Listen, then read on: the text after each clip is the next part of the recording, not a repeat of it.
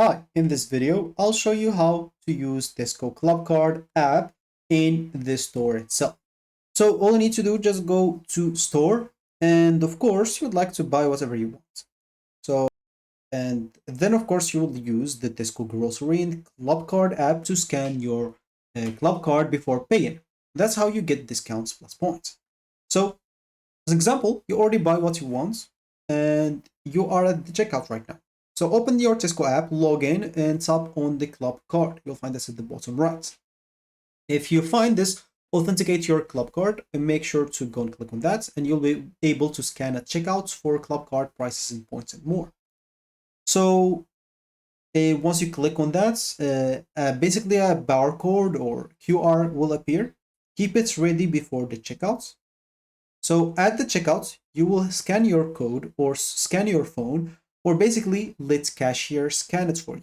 And do this before paying. So once you do that, of course, if it's already authenticated and stuff, you will see some amount of points added to your application. You'll get discounts and points. Points will be added to your account, and discounts may apply automatically. And you'll see how much points you need to get, as example, the next discount and stuff like that.